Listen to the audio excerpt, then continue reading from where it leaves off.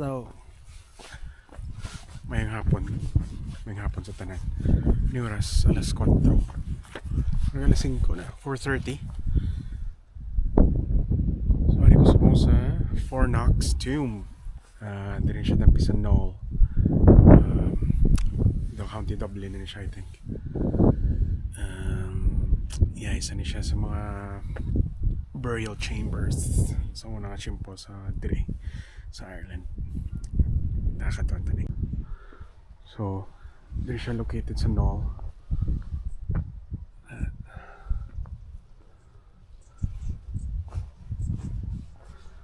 Siyang spot.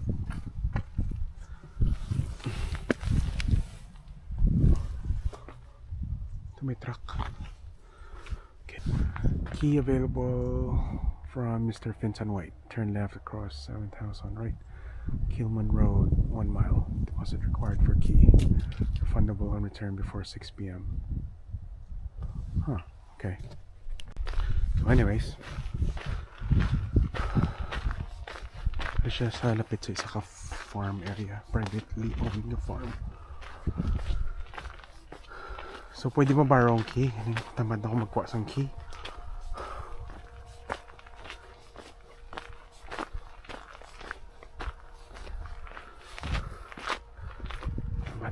Ang key.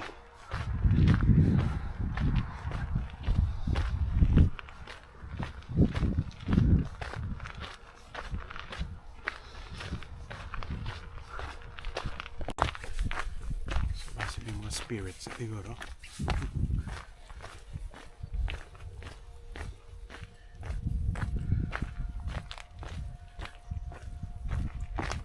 Kadulong na yun, no? Ito foggy pa. Creepy, yeah.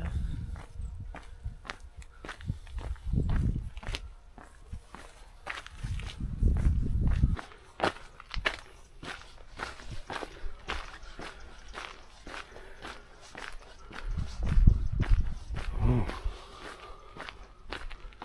So many siya. Fourknocks Tomb.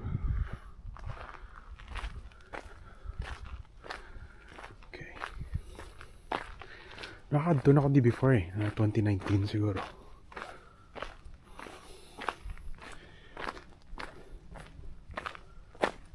The Habit ano. Ano siya?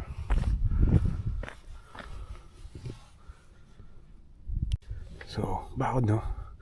Passage tombs in Ireland were built by groups of farming people between 3000 BC and 2500 BC. Just before the introduction of metal. Communal burial chambers. So, archaeologists found more than 65 burials of adults and children, both cremated and unburnt, accompanied by decorated pottery vessels. So, may siyang entrance. Pwede mabarong key. Pero ito sa owner, Mr. Fenton. So, ako lang di tao. Steps gani oh.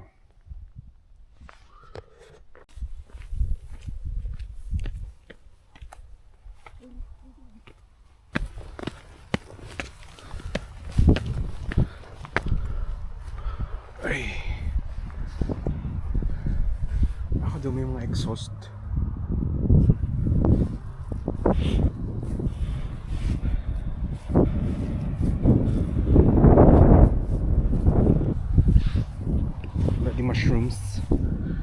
Shrooms.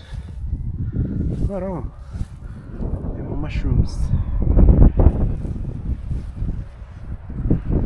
Daí antes de tudo. Creepy.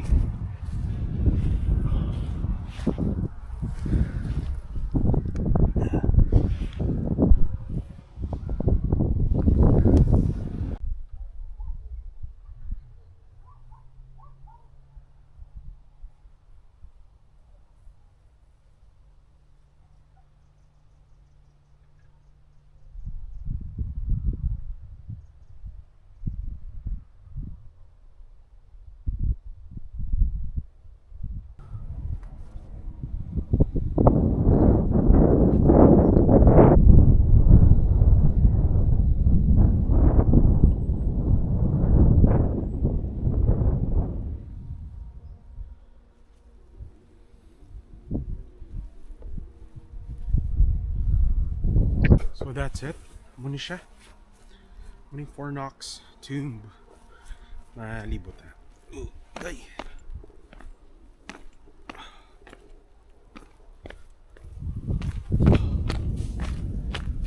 Kasi may mga popes dito yung baka, kanding.